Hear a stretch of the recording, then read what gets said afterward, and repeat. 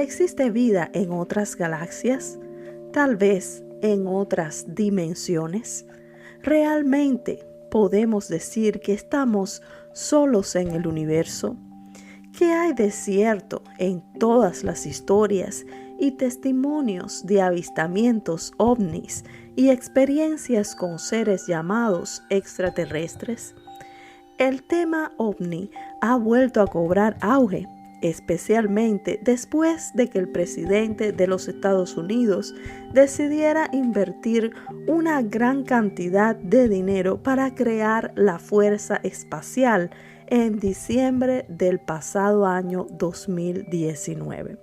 Y es que resulta inevitable pensar en este tema ahora que el propio Donald Trump estableció un plazo de solo 180 días para que el Pentágono y otras agencias de inteligencia terminen desclasificando toda la información que tengan al respecto del tema ovni.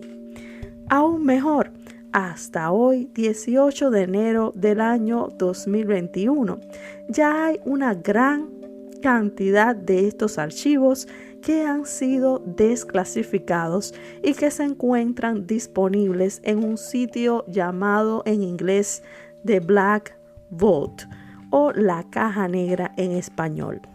Quizá es momento de preguntarnos si hay algo de cierto en todo esto, y si así fuera, ¿qué dice la Biblia sobre la vida extraterrestre? ¿Y qué relación guarda este tema con nuestro estudio semanal del libro de Levítico? Levítico 19. Seres divinos.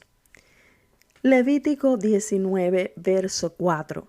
No os volveréis a los ídolos, ni haréis para vosotros dioses de fundición. Yo, Jehová, vuestro Dios.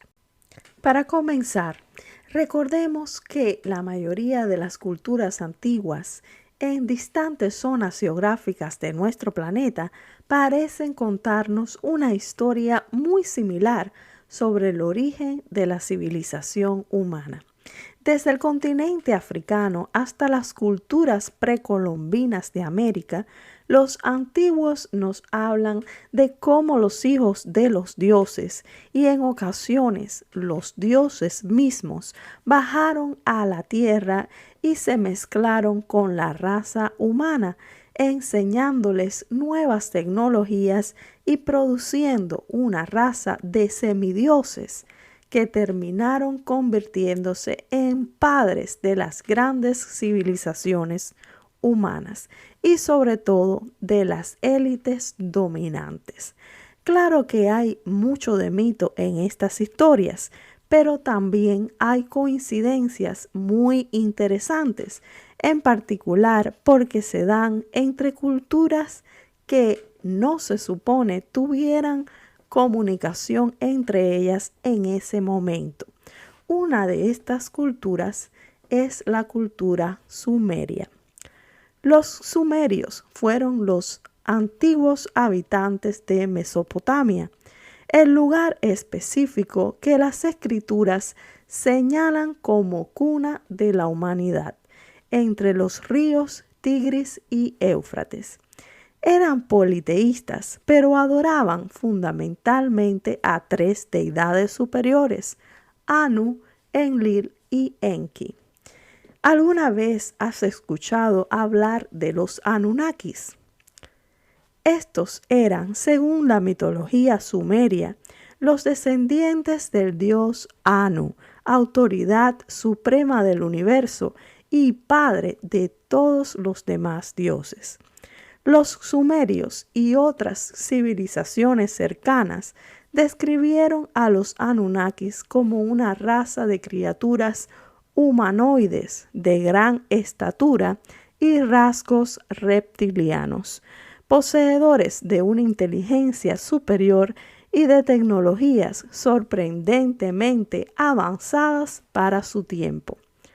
Aunque no totalmente humanos, los antiguos habitantes de Mesopotamia creían que los Anunnakis podían mezclarse y procrear con los seres humanos.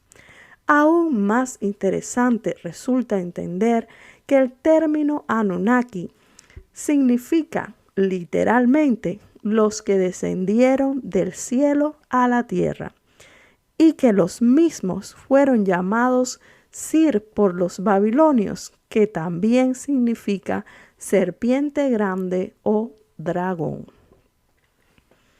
¿Simples coincidencias? Claro que no. La escritura es bastante clara cuando afirma que un evento como este pudo haber tenido lugar en tiempos de Noé. Leamos Génesis capítulo 6, versos del 1 al 4. Aconteció que cuando comenzaron los hombres a multiplicarse sobre la faz de la tierra y les nacieron hijas, que vieron los hijos de Dios que las hijas de los hombres eran hermosas, tomaron para sí mujeres, escogiendo entre todas. Y dijo Jehová: no contenderá mi espíritu con el hombre para siempre, porque ciertamente él es carne, mas serán sus días 120 años. Había gigantes en la tierra en aquellos días, y también después que se llegaron los hijos de Dios a las hijas de los hombres, y les engendraron hijos. Estos fueron los valientes que desde la antigüedad fueron varones de renombre. Aunque hay más de una interpretación para la frase hijos de Dios en este pasaje, la más antigua y consecuente con el contexto bíblico, en nuestra opinión, es la que identifica con ella a un grupo de seres sobrenaturales o divinos que se rebelaron contra el Creador y contra sus designios para la raza humana. Otras posibles traducciones de esta frase son hijos de los dioses, hijos de los poderosos, hijos de los jueces, ángeles o inclusive seres divinos. Referencias bíblicas a los hijos de Dios en el Antiguo Testamento parecen sugerir que estos eran en realidad seres sobrenaturales y no meramente humanos. Por ejemplo, vayamos al libro de Job, capítulo 1:6, y leamos el capítulo 2:1 a continuación. Un día vinieron a presentarse delante de Jehová los hijos de Dios, entre los cuales vino también Satanás. Aconteció que otro día vinieron los hijos de Dios para presentarse delante de Jehová, y Satanás vino también entre ellos, presentándose delante de Jehová. Vayamos ahora al capítulo 38:4. ¿Dónde estabas tú cuando yo fundaba la tierra? 38:6 al 7. ¿O quién puso su piedra angular cuando alababan todas las estrellas del alba y se regocijaban todos los hijos de Dios? Teniendo en cuenta que el libro de Job es el más antiguo o uno de los más antiguos de la Biblia, es razonable esperar que el término hijos de Dios sea perfectamente consistente con nuestro pasaje de Génesis capítulo 6. Pero, ¿son estos hijos de Dios necesariamente ángeles? Tenemos una fuerte tendencia a pensar que los ángeles son la única creación de Dios que se encuentra fuera de la esfera terrenal y que son todos bebés regordetes de apariencia tierna con alitas blancas emplumadas que sostienen pequeñas arpas o arcos en las manos.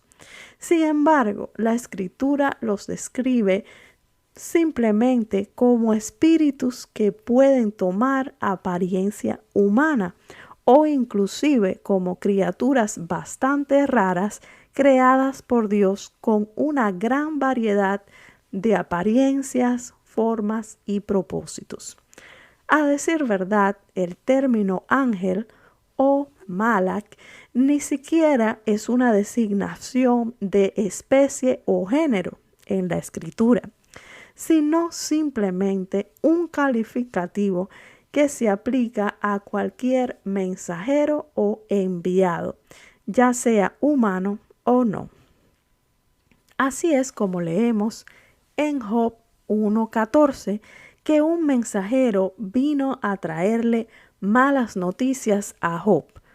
En Primera de Samuel 16:19 que Saúl envió mensajeros a Isaí para buscar a David, o en Primera de Reyes 19:2 que Jezabel le envió un mensajero a Elías para amenazarlo.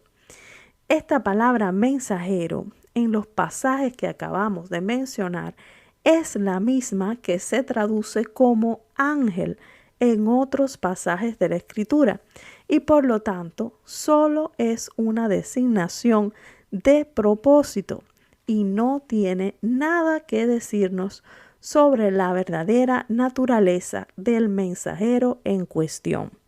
Simplemente significa un enviado, un representante o un heraldo.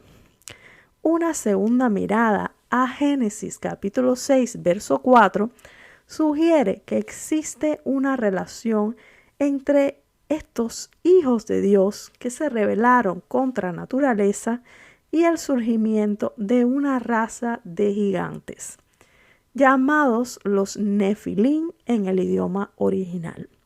El término Nefilim pudiera interpretarse como los caídos, los rebeldes o los apóstatas.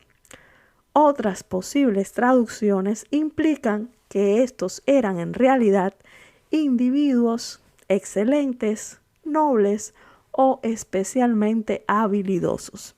Sin embargo, múltiples referencias bíblicas confirman la existencia de gigantes en el sentido literal, es decir, su estatura y características físicas estaban muy por encima de lo normal. Si tomamos en cuenta el contexto de Génesis 6, pudiéramos combinar ambas interpretaciones para hacernos una idea de quiénes eran en realidad estos gigantes. Otra referencia importante que puede entenderse en conexión con este evento es la que encontramos en la carta de Judas, versos 6 al 7. Así que leamos a continuación. Y a los ángeles que no guardaron su dignidad, sino que abandonaron su propia morada, los ha guardado bajo oscuridad en prisiones eternas para el juicio del gran día, como Sodoma y Gomorra y las ciudades vecinas, las cuales de la misma manera que ellos, habiendo fornicado e ido en pos de vicios contra naturaleza, fueron puestas por ejemplo, sufriendo el castigo del fuego eterno. En esta carta neotestamentaria, el escritor menciona un grupo de ángeles rebeldes que ya se encuentran en prisiones eternas con vistas al gran día del juicio final. Está claro que estos ángeles no forman parte del grupo que se rebeló con Satanás, pues la Escritura dice que aún Satanás al presente se encuentra en libertad. Este grupo, sin embargo, parece haber incurrido en un pecado de tipo sexual, específicamente en relaciones sexuales contra naturaleza, a la manera Sodoma y Gomorra. ¿Quiénes son estos? ¿Será que Judas está citando aquí a los hijos de Dios, de los que ya hablamos en Génesis 6? Sin lugar a duda, así lo entendieron sus contemporáneos, especialmente sus compatriotas judíos, quienes ya para esa época estaban bastante familiarizados con el llamado primer libro de Enoc, un texto religioso hebreo de carácter apocalíptico y que fue ampliamente aceptado entre los primeros cristianos.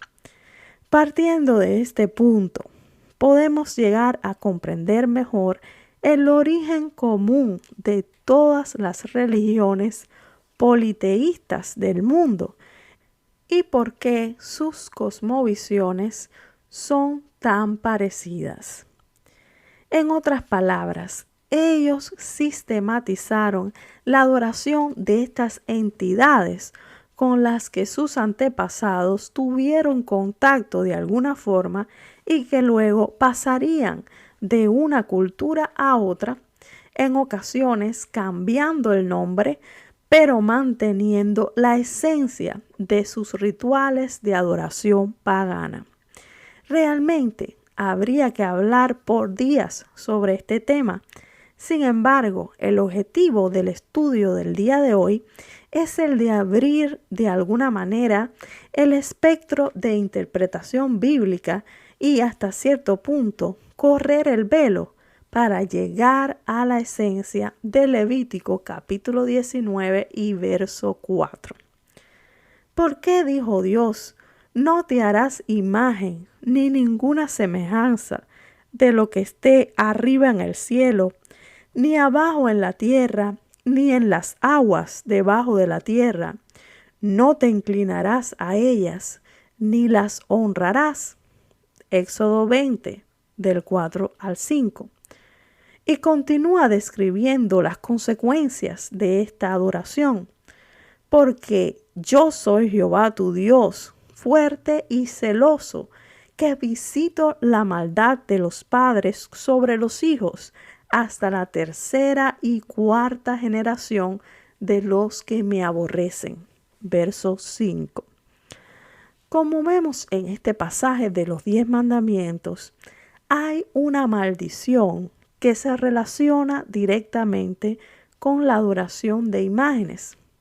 Esta maldición no solo afecta a quienes practican la idolatría, sino también hasta la tercera y cuarta generación después de él. La adoración de imágenes o de cualquier entidad, energía o fuerza sobrenatural fuera de Dios mismo es una ofensa grave al Creador de todas las cosas y despierta su ira sobre aquellos que la practican. Las normas referentes a este uso de esculturas e imágenes dentro del campamento israelita eran realmente muy estrictas, de modo que no se permitía absolutamente ninguna representación física o material de Dios. Leamos Éxodo capítulo 22, versos 22 al 25, para ver cómo eran los altares de los israelitas. Y el Señor le dijo a Moisés que les comunicara a los israelitas lo siguiente: ustedes son testigos de que les he dado a conocer mi voluntad desde el cielo. Recuerden que no deben adorar ídolos, ya sean de plata, de oro o de algún otro material. Los altares que hagan para mí deben ser sencillos altares de tierra. Sobre ellos me ofrecerán sus sacrificios, sus holocaustos y sus ofrendas pacíficas de ovejas y bueyes. Yo iré al lugar donde les pida que invoquen mi nombre y los bendeciré allí. También pueden edificar altares de piedra, pero solamente con piedras sin tallar. No golpearán las piedras con ningún tipo de herramienta para labrarlas, porque eso las profanaría y no servirían para mi altar. El profeta Jeremías fue uno de los que tuvo que lidiar fuertemente con el pecado de idolatría pagana en el reino del sur, es decir, Judá. Sus duras palabras no dejan lugar a dudas sobre el carácter impío de esta práctica. Leamos el capítulo 10 de Jeremías, versos del 1 al 5. Escucha el mensaje del Señor, Israel. No hagan como la gente que traza horóscopos y procura leer su destino y futuro en las estrellas. No los asusten predicciones como las de ellos, pues no son más que un cúmulo de mentiras.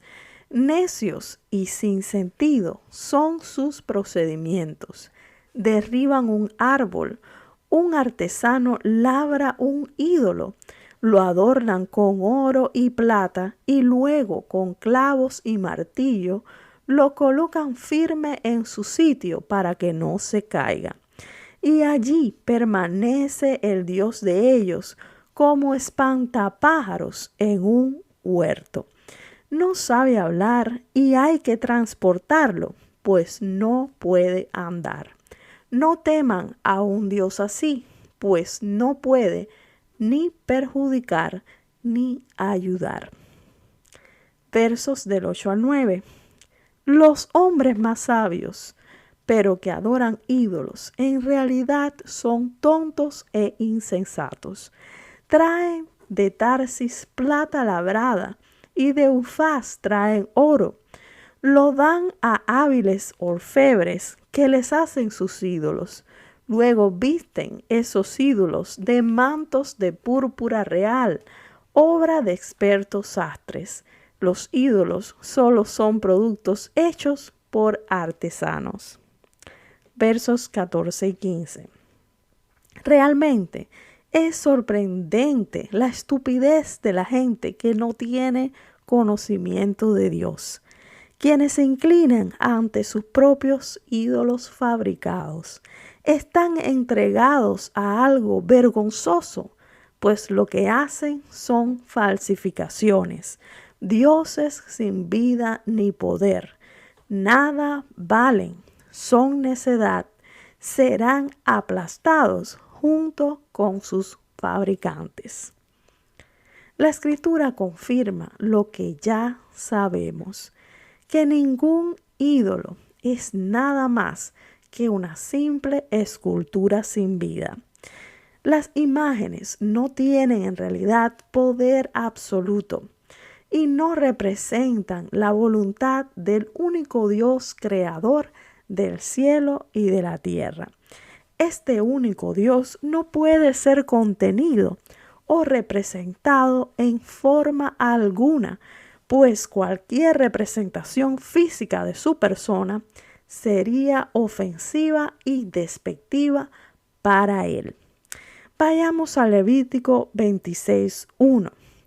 No adorarán imágenes talladas, ni estatuas, ni piedras esculpidas, porque yo soy el Señor su Dios. Ahora, entendemos que existen entidades malignas que toman parte en toda clase de cultos paganos y que estas entidades seducen a aquellos que, no conociendo a fondo la palabra de Dios, ven el poder de las tinieblas obrar a través de señales y milagros engañosos. Vayamos a Deuteronomio 32, 17 al 18. Sacrificaron a los demonios y no a Dios, a dioses que no habían conocido. Y más adelante dice, de la roca que te creó, te olvidaste, te has olvidado de Dios, tu Creador.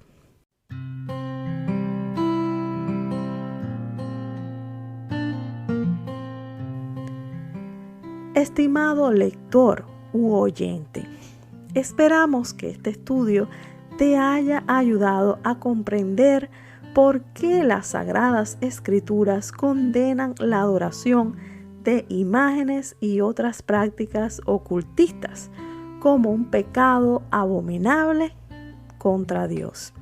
Si usted o alguien de su círculo cercano están envueltos en cualquiera de estas prácticas o lo ha estado en algún momento en el pasado, amablemente le invitamos a reconsiderar su posición, confrontándola primeramente con la verdad revelada en las Sagradas Escrituras. Como dice la misma, ninguna persona que practica la idolatría heredará el reino de Dios. Recuerde, ningún idólatra entrará en el reino de Dios, sin importar qué tan buena persona pueda ser. Pero algunos de nosotros hemos sido idólatras en el pasado y ahora ya hemos renunciado a la vida pasada para abrazar una vida de obediencia a Cristo. Usted también puede tomar esa decisión ahora mismo y de esa manera salvar su alma eternamente. Diríjase con toda seguridad y sinceridad al Dios Creador y Padre del universo, pidiéndole perdón y dirección sobre cómo proceder de aquí en adelante. Yo por ahora me despido, invitándole a tomar parte en nuestro próximo estudio bíblico. Por favor, considere suscribirse a nuestra página web, formar parte del grupo de estudio o seguirnos en nuestras redes sociales. También le animamos a dejar sus comentarios y sugerencias. Hasta luego, que Dios les bendiga más.